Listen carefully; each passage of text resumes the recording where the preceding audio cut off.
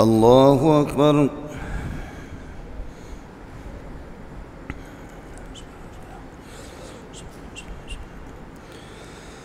الحمد لله رب العالمين الرحمن الرحيم مالك يوم الدين إياك نعبد وإياك نستعين اهدنا الصراط المستقيم صراط الذين أنعمت عليهم غير المغضوب عليهم ولا الضالين. سأل بني إسرائيل كم آتيناهم من آية بينة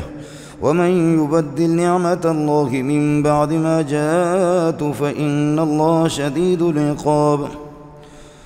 زين للذين كفروا الحياة الدنيا ويسخرون من الذين آمنوا والذين اتقوا فوقهم يوم القيامة والله يرزق من يشاء بغير حساب. كان الناس أمة واحدة فبعث الله النبيين مبشرين ومنذرين وأنزل معهم الكتاب بالحق ليحكم بين الناس فيما اختلفوا فيه وما اختلف فيه إلا الذين أوتوه من بعد ما جاءتهم البينات بغيا بينهم فهدى الله الذين آمنوا لما اختلفوا فيه من الحق بإذنه والله يهدي من يشاء إلى صراط مستقيم. أم حسبتم أن تدخلوا الجنة ولما يأتكم مثل الذين خلوا من قبلكم مستهم البأساء والضراء وزلزلوا حتى يقول الرسول والذين آمنوا معه متى نصر الله ألا إن نصر الله قريب. يسألونك ماذا ينفقون قل ما أنفقتم من خير فللوالدين والأقربين واليتامى والمساكين وابن السبيل وما تفعلوا من خير فإن الله به عليم. كتب عليكم القتال وهو كره لكم وعسى أن تكرهوا شيئا وهو خير لكم وعسى أن تحبوا شيئا وهو شر لكم والله يعلم وأنتم لا تعلمون. يسألونك عن الشهر الحرام قتال فيه قل قتال فيه كبير وصد عن سبيل الله وكفر به والمسجد الحرام وإخراج أهله منه أكبر عند الله والفتنة أكبر من القتل ولا يزالون يقاتلونكم حتى يردوكم عن دينكم إن استطاعوه ومن يرتد منكم عن دينه فيمت وهو كافر فأولئك حبطت أعمالهم في الدنيا والآخرة وأولئك أصحاب النار هم فيها خالدون. إن الذين آمنوا وهاجروا وجاهدوا في سبيل الله أولئك يرجون رحمة الله والله غفور رحيم. يسألونك عن الخمر والميسر قل فيهما إثم كبير ومنافع للناس وإثمهما أكبر من نفعهما ويسألونك ماذا ينفقون قل العفو كذلك يبين الله لكم الآيات لعلكم تتفكرون في الدنيا والآخرة. ويسألونك عن اليتامى قل إصلاح لهم خير وإن تخالطوهم فإخوانكم والله يعلم المفسد من المصلح ولو شاء الله لأعنتكم إن الله عزيز حكيم. ولا تنكحوا المشركات حتى يؤمنوا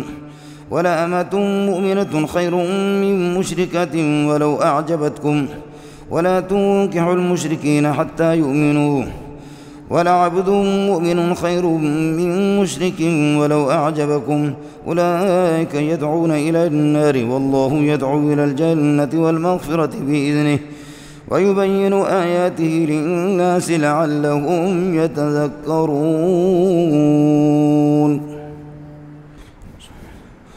ويسألونك عن المحيض قل هو أذى فاعتزلوا النساء في المحيض ولا تقربوهن حتى يطهرن فإذا تطهرن فأتوهن من حيث أمركم الله إن الله يحب التوابين ويحب المتطهرين نساؤكم حرث لكم فأتوا حرثكم أن شئتم وقدموا لأنفسكم واتقوا الله واعلموا أنكم ملاقوه وبشر المؤمنين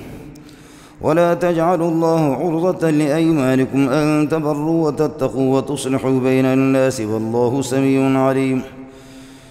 لا يؤاخذكم الله باللغو في أيمانكم ولكن يؤاخذكم بما كسبت قلوبكم والله غفور حليم للذين يؤلون من نسائهم تربص 4 أشهر فإن فاءوا فإن الله غفور رحيم وإن عزموا الطلاق فإن الله سميع عليم والمطلقات يتربصن بأنفسهن 3 قروء ولا يحل لهن أن يكتمن ما خلق الله في أرحامهن إن كن يؤمن بالله واليوم الآخر وبعولتهن حق بردهن في ذلك إن أرادوا إصلاحا ولهن مثل الذي عليهن بالمعروف وللرجال عليهن درجة والله عزيز حكيم الطلاق 2 فإمساك بمعروف أو تسريح بإحسان ولا يحل لكم أن تأخذوا مما آتيتموهن شيئا إلا أن يخافا ألا يقيما حدود الله فإن خفتم ألا يقيما حدود الله فلا جناح عليهما فيما افتدت به تلك حدود الله فلا تعتدوها ومن يتعد حدود الله فأولئك هم الظالمون فإن طلقها فلا تحل له من بعد حتى تنكح زوجا غيره فإن طلقها فلا جناح عليهما أن يتراجعا إن ظنا أن يقيما حدود الله وتلك حدود الله يبينها لقوم يعلمون وإذا طلقتم النساء فبلغن أجلهن فأمسكوهن بمعروف أو سرحوهن بمعروف ولا تمسكوهن ضرارا لتعتدوا ومن يفعل ذلك فقد ظلم نفسه ولا تتخذوا آيات الله هزوا واذكروا نعمة الله عليكم وما أنزل عليكم من الكتاب والحكمة يعظكم به واتقوا الله واعلموا أن الله بكل شيء عليم وإذا طلقتم النساء فبلغن أجلهن فلا تعذروهن أن ينكحن أزواجهن إذا تراضوا بينهم بالمعروف ذلك يوعظ به من كان منكم يؤمن بالله واليوم الآخر ذلكم أزكى لكم وأطهر والله يعلم وأنتم لا تعلمون والوالدات يرضعن أولادهن حولين كاملين لمن أراد أن يتم الرضاعة وعلى المولود له رزقهن وكسوتهن بالمعروف لا تكلف نفس إلا وسعها لا تضار والدة بولدها ولا مولود له بولده وعلى الوارث مثل ذلك فإن أرادا فصالا عن تراض منهما وتشاور فلا جناح عليهما وإن أردتم أن تسترضعوا أولادكم فلا جناح عليكم إذا سلمتم ما آتيتم بالمعروف واتقوا الله واعلموا أن الله بما تعملون بصير والذين يتوفون منكم ويذرون أزواجا يتربصن بأنفسهن 4 أشهر و10 فإذا بلغن أجلهن فلا جناح عليكم فيما فعلن في أنفسهن بالمعروف والله بما تعملون خبير ولا جناح عليكم فيما عرضتم به من خطبة النساء أو أكرهتم في أنفسكم علم الله أنكم ستذكرونهن ولكن لا تواعدوهن سرا إلا أن تقولوا قولا معروفا ولا تعزموا عقدة النكاح حتى يبلغ الكتاب أجله واعلموا أن الله يعلم ما في أنفسكم فاحذروه واعلموا أن الله غفور حليم لا جناح عليكم إن طلقتم النساء ما لم تمسوهن أو تفرضوا لهن فريضة ومتعوهن على الموسع قدره وعلى المقتر قدره متاعا بالمعروف حقا على المحسنين. وإن طلقتموهن من قبل أن تمسوهن وقد فرضتم لهن فريضة فنصف ما فرضتم إلا أن يعفون أو يعفو الذي بيده عقدة النكاح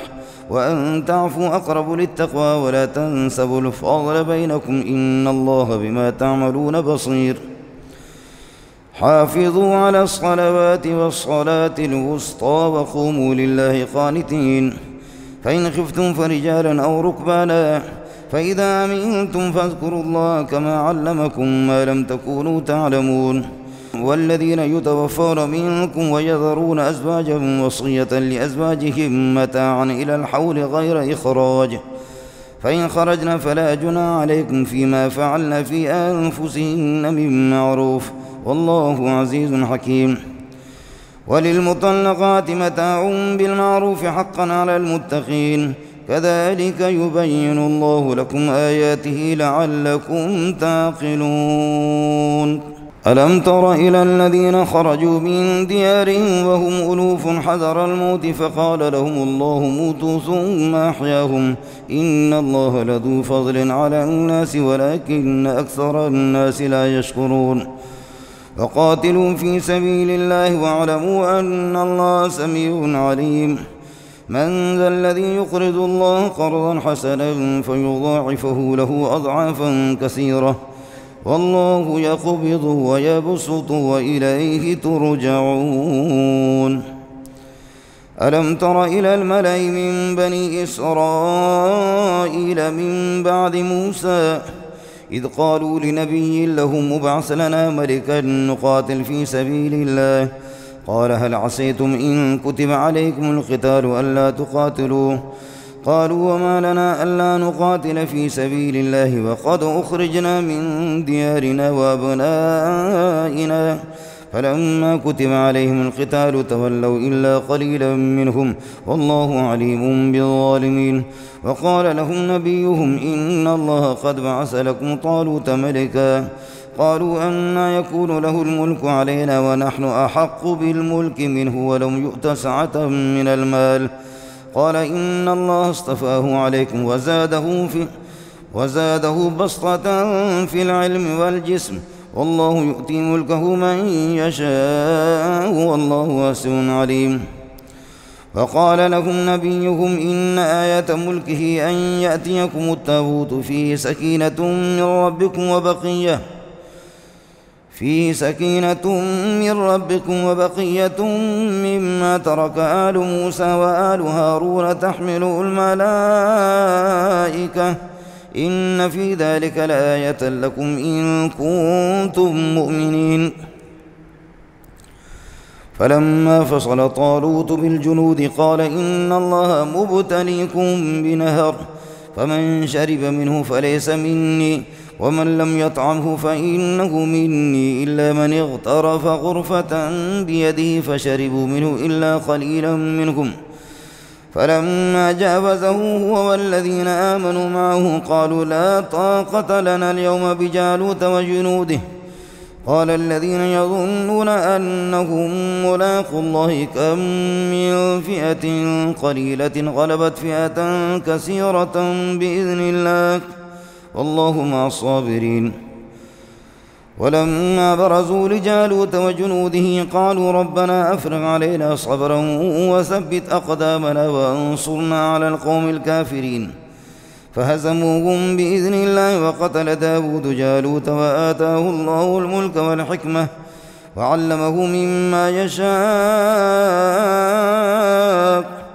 ولولا دفع الله الناس بعضهم ببعض لفسدت الأرض ولكن الله ذو فضل على العالمين. تلك آيات الله نتلوها عليك بالحق وإنك لمن المرسلين.